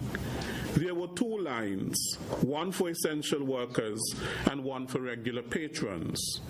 In the line for regular patrons, the social and physical distancing was observed at the end, but as customers got closer to the door, it was disregarded. Seniors and others were continuously arriving at the entrance and were not told to join either of the 2 main lines, but they instead gathered in a group and were let in at the same time as those in the line with the regular patrons. This resulted in confusion. There were several arguments at the entrance and the persons in line, and when I finally got to the entrance, I was almost knocked over in the rush to get to the door. Any advice for supermarket management and customers, particularly as the supermarket security was unable to control the customers, as well as the fact that the COVID-19 compliance task force will begin issuing fines this week? Superintendent Henry.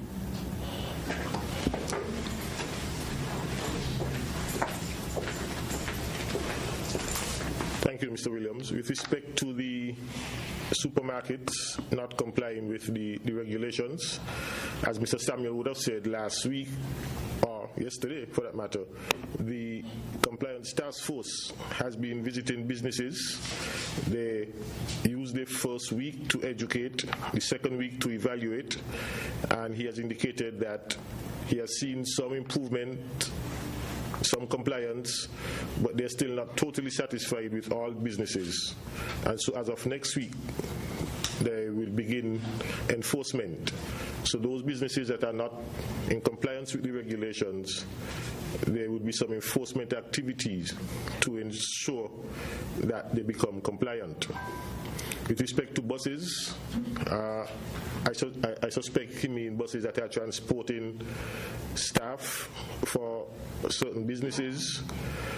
As recent as last night, during police operations, at least 2 buses with staff members from certain companies were made to put off the excess passengers that they were carrying. We want to remind persons, businesses in particular, that the regulation still applies in these circumstances, not only for the regular passenger bus service, but if you are hiring a bus to transport your staff, the buses are still required to observe the protocols, not more than 2 passengers per seat per row. And so when the police find these violations, we would take the necessary action. In the case last night, the police took the action of making the excess passengers to come off the vehicle, and other arrangements made to have those excess persons carried home. So again, we ask persons, businesses to familiarize yourself with the regulations if you are not. We hope by now everybody are familiar with the regulations and comply with them. Thank you.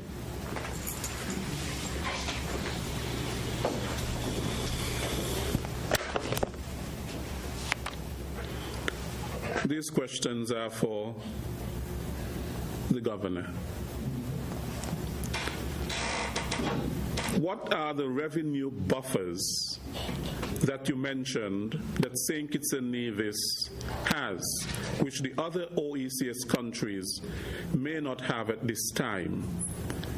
Can you please expound on these buffers? And secondly, some of us need extra help to change or curb bad financial habits. In St. Kitts and Nevis, we're viewed as a heavily dependent social assistance federation. As governor of the ECCU, what's your take on governments actively taking steps to assist their citizens to widely manage their finances? For example, limiting the importation of and/or raising the cost of other non-essential items like unhealthy snack foods and others.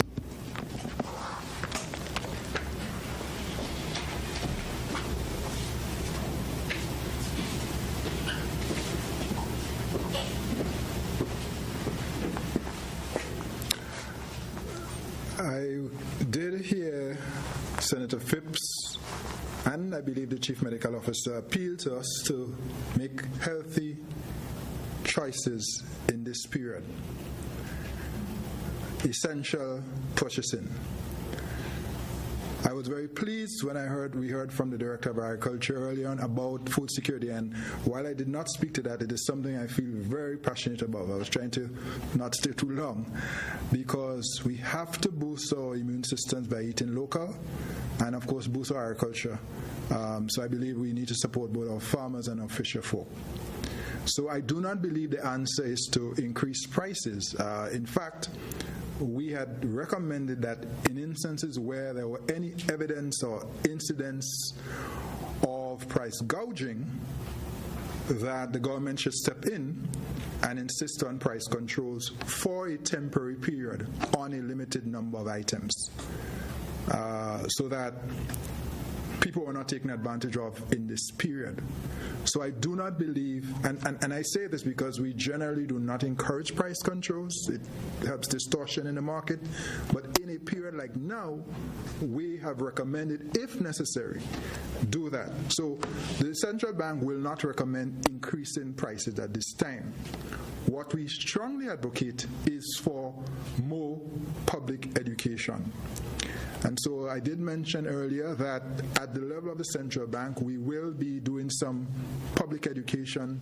Podcasts will focus on this issue of how to manage money at the household level. It will also focus on how small businesses can respond in this period. And we're going to be looking at some other things. But the truth is, now is a good time to start developing a good habit. So regardless of what your situation has been in the past, the reality is that we all have to make a lifestyle adjustment. And I want to caution people to think that the governments will simply be able to give you the support that you need. I know the governments will try their utmost and give all the support that it can. But let us face it, if you are experiencing a shortfall in revenue to the magnitude of, say, 50% or more, there is going to be a limit to what the governments can do. And that's why I made the appeal. Even with the little that you're getting, try and save something small. Start developing that good habit, and it will serve you well for life. Remember the old saying, it is not how much you make that counts, it is how much you spend. Or put it differently, it's not how much you make that counts, it's how much you keep. So if you spend everything you get, it does not matter whether it's $1,000 or $2,000. And this is a moment when we have to begin to change our behavior. On the first question of buffers, it is no secret that St. Kitts and Nevis has the oldest and largest citizenship by investment program. And I don't think it is a secret either that they have saved some funds from that program over time. And I verily suspect that some of those resources probably will be drawn upon in this period to support the stimulus packages. I prefer to call them care and relief packages because, they really are about helping people in a difficult time. And our governments have sought to do that. But our governments are constrained by what resources are available. And that is why, as a central bank, we have always encouraged the building of buffers, which is simply saving for a rainy day. That's what we call fiscal resilience frameworks. What we talk about as being able to pursue counter-cyclical fiscal policy, which is a big word simply to say in a time of hardship, the government should spend more. But the government can only spend more if it has the wherewithal so to do. If it has no buffers, it cannot. And so we are encouraging our governments to do that. Truth be told, some of them have been trying. There have been challenges because, as you know, we had hurricanes in 2017, which would have created its own dislocation, and some countries are still recovering from that. And before that, of course, the global financial crisis and the Great Recession. So, different countries have different levels of buffers. But the reality is that all of them are limited. In other words, they're not limitless. And therefore, even in this period, governments have to manage well. And the less resources you have, the better you have to manage. And so that is a message for all of our governments. Thank you.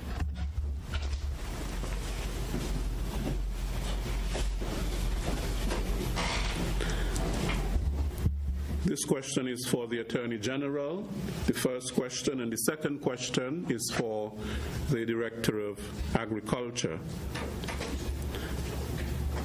Attorney General, will the government make any considerations to open the borders to allow airlines such as American Airlines to bring home nationals who went abroad to the U.S. for medical or other purposes, who could not return and are now trapped due to the closing of the borders, but are desirous of coming home due to financial constraints?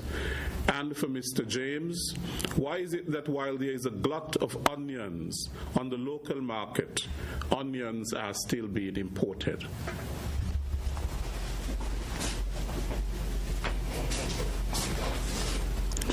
Thank you very much, Lesroy.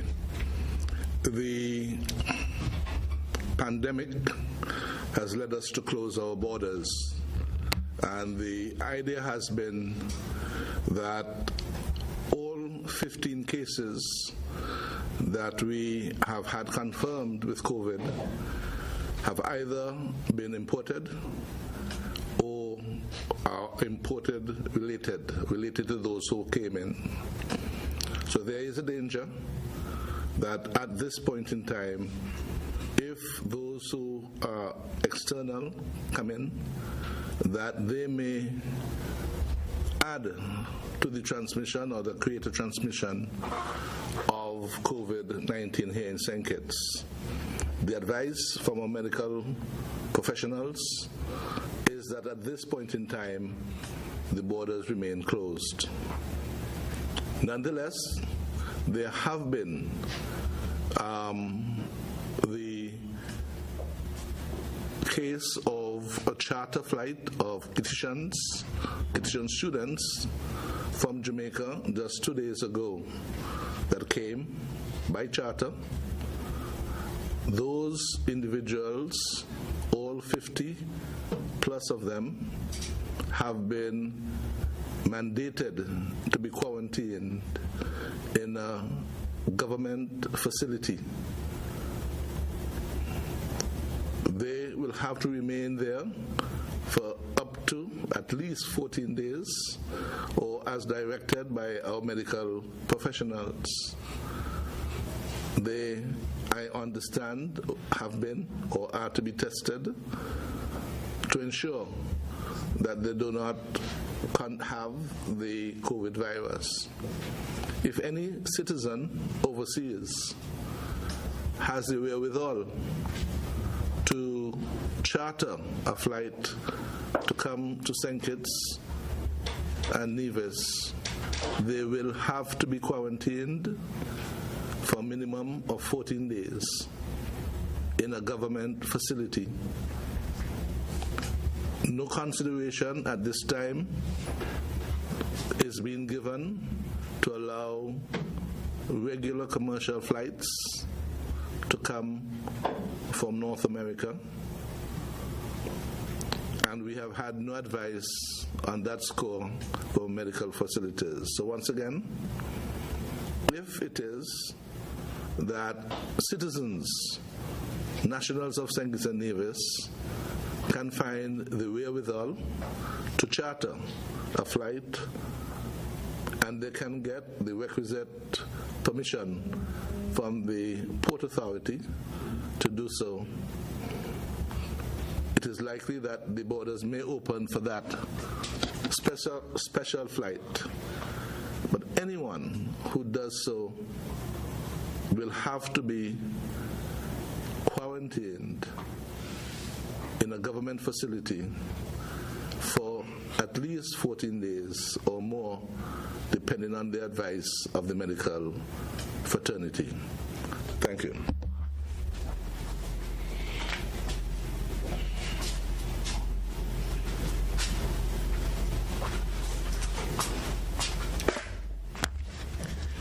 The question that was raised, although it's about an agricultural commodity, it's really so much about market conditions. Of course, I will give you my answer, but I would have loved to hear you pose that question to the governor since he's here. I'm sure you'd have been able to understand even more clearly market conditions. Now, the gist is that in the past, a lot of countries that were concerned about increasing their own local production and sales, they had the opportunity of imposing quantitative restrictions or quotas on imports, for example, like onions. As members of the WTO, World Trade Organization, one of their global aim is to let competitiveness really dominate the global markets. And they, over time, seek to remove all of these preferences that countries have where they give themselves particular opportunities. And so one is moving away from things like quotas. They're using more like taxes, and the eventual goal is that it's the competitiveness of a commodity of a country that will dominate. So here in St. Kitts, it's been quite a number of years that we have discontinued putting restrictions on imports like quotas because it's really illegal from the WTO point of view. What we do here is that even now, as I speak about production, and I say it over and over, we have not yet focusing on utilization or buying local, but a part of it has to do with our own taste for local. The local product is there, just like the imports. But the difficulty is that a lot of us tend to gravitate to the imported. And sometimes it's not only about price. We tend to emphasize price. But there are many other factors to a commodity. It's freshness, less pesticide residue, less additives, and all of the things that affect our health. And so we need to inform ourselves. It's a pity where we just have to ban things in order to get local sold. We have to think local. We have to understand the value of what we produce and support local. Having said that, yes, we will continue to engage our importers and try to get them to reduce the imported quantities to a level that gives local more market space. We will continue to do that. But again, if our local people do not appreciate the value of our local things, it's always going to struggle. So yes, while we can look at quotas and tariffs and so on, we also need to build into ourselves that understanding that it lies with us to support local, or else no kind of economic schemes would really assist us. Thank you.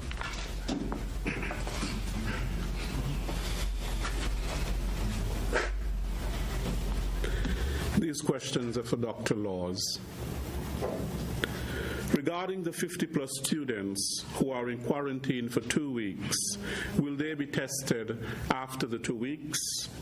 And are churches allowed to have service tomorrow? And if so, under what guidelines?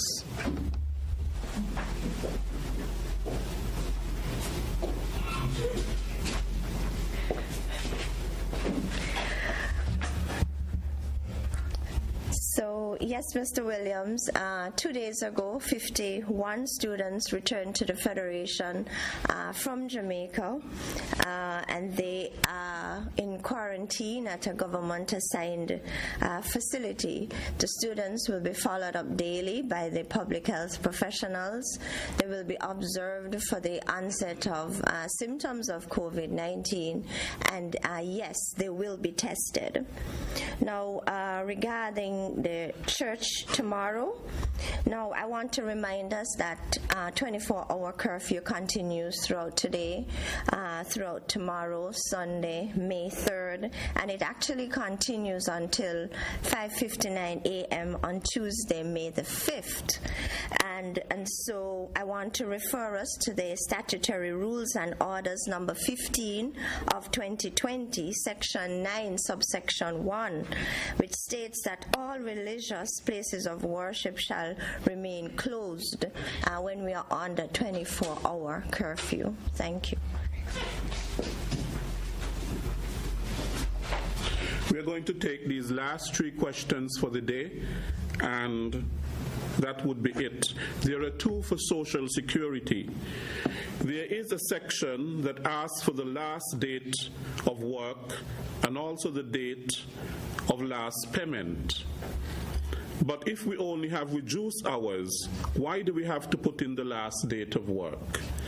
If we don't put in a date for the last date of work or date of last payment, we are not able to submit the form. How could we then complete the form because we are still working but only at reduced hours? And there is another one.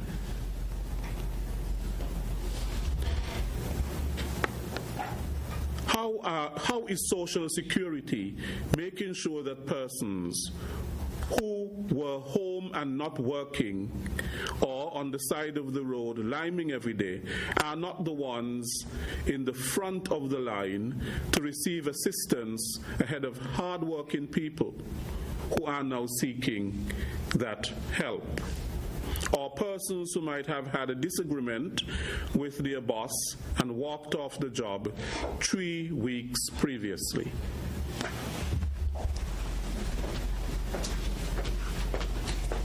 Thank you for those questions. I need you to remind me of the last one. The date's last work is required even if you are on reduced hours. So you would have to put your last day of payment and the last day that you reported to work. As you go along the application, there is the question, are you laid off? Are you severed? Or are you on reduced hours? You tick the appropriate one. If you fail to do that, as you would have realized, the form will not be submitted. So answer the questions as truthfully as possible, and get it in, and that handles that question. Now, the one about people who are not employed at the head, getting ahead of those who are legitimately employed. The COVID relief fund are for workers who either are self-employed and employed and who would have been making their contributions to Social Security. If you fall within those guidelines, you are eligible for the relief. I think those are both of the questions. Yes. Okay, thank you.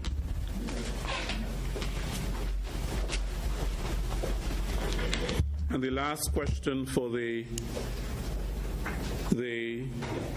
Dr. Antoine.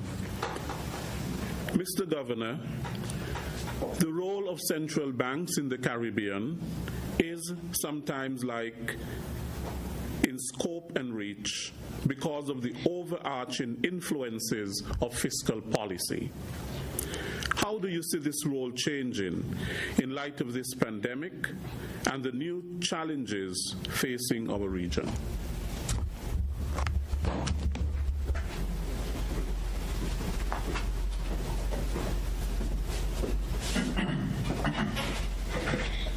Thank you, Director General.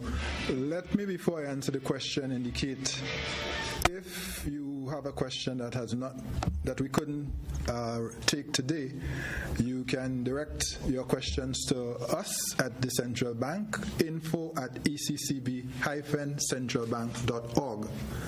Info, I-N-F-O, at ECCB-centralbank.org. So if you send your questions there, perhaps you have them today, perhaps you'll have them tomorrow or next week. We'll be happy to assist you with those questions. So the way the economy works is that different actors or players have different tools. So clearly, the central bank has monetary policy tools. So for example, the interest rate, the credit that we extend to governments and commercial banks, or reserve requirements, or minimum savings rate, and I can go down the track in terms of policy tools, exchange rate.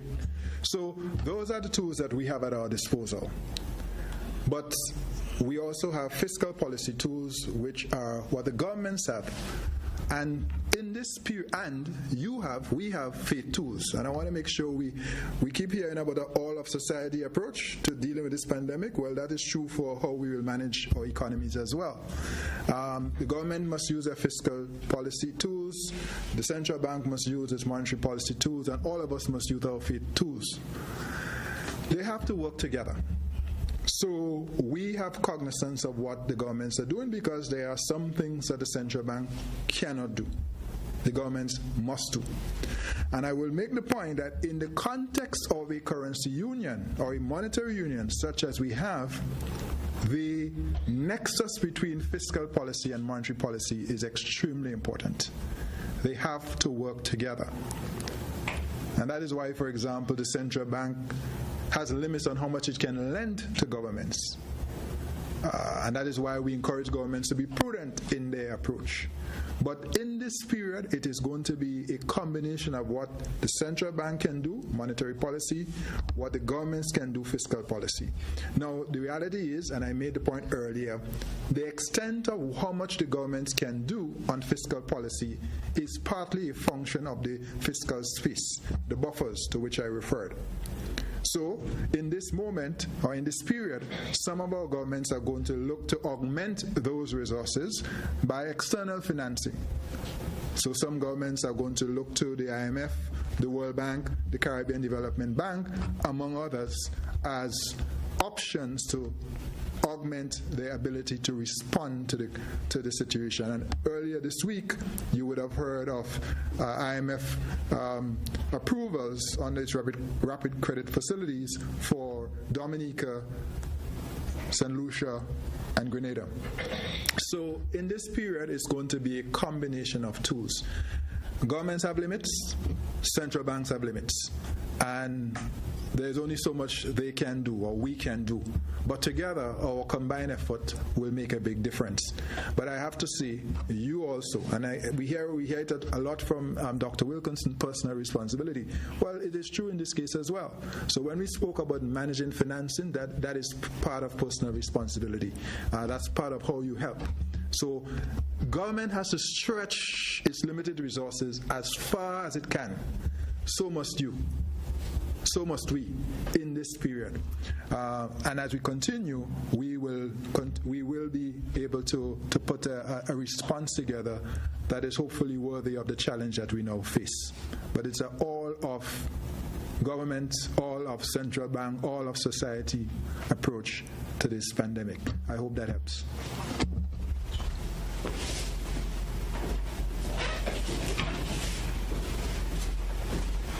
Thank you very much, Dr. Antoine. That brings us to the end of our question and answer segment. We know that there were some more questions, but we'll attempt to answer them at another time. There are a number of complaints that are coming in, and there is a compliance task force that has been set up. And there are numbers at the National Emergency Operations Center that you can call to register a complaint. That complaint will then be passed on to the Compliance Task Force, who will look into the complaint and try to address what is happening. If it's a breach of the regulations, also you have the police and so on. But then there are some people who are saying that sometimes it's the police who are in breach of the regulations because they are not wearing masks, and yet they are enforcing that the public should wear masks. Well, there should be some recourse as well. You call the police and you file a complaint as well. But the numbers to call at the NEOC to make a complaint, there are three numbers rather. 466-3874, 466-3874, 466-7453, 466-7453, 466-9626, 466-9626. Those are numbers that you can call to file complaints. We have two announcements, one from the Water Services Department and one from the Inland Revenue Department. The Water Services Department wishes to notify residents of Bird Rock, specifically Harborview and Suncrest, of an interruption in the supply scheduled for Sunday the 3rd May at approximately 8 a.m. This is to facilitate repairs and infrastructural improvements. The team will work assiduously to have the supply returned soonest. We thank you for your patience and apologize for any inconvenience caused. And the Inland Revenue Department encourages you to register online through its e-services at www.sknird.com.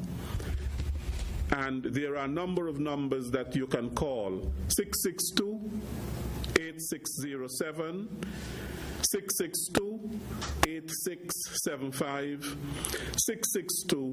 662-8943, 662-8827, 662-8579. Those numbers you can call at the Inland Revenue Department. I would like to thank all of our presenters for today.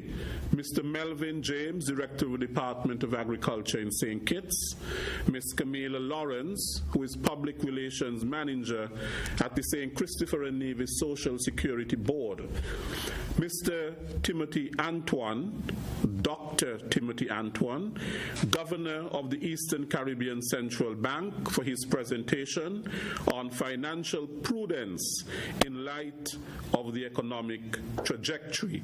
And he didn't only speak about finances, but he spoke to us about faith, which tells us he's a man of faith. And Superintendent Cromwell Henry, Divisional Commander for District A, our Chief Medical Officer, Dr. Hazel Laws, and Ms. Vesta Southwell, PRO at NEMA and at the NEOC. I also would like to thank Dr. Cameron Wilkinson, Medical Chief of Staff at the Joseph N. France General Hospital, our Attorney General, the Honorable Vincent Byron. I want to thank Mrs. Christmas Jacobs. We can't forget her at all for the important work that she's doing. We also want to thank you each day who tune in to this daily briefing to be updated in terms of what is happening at this very unprecedented time in our history.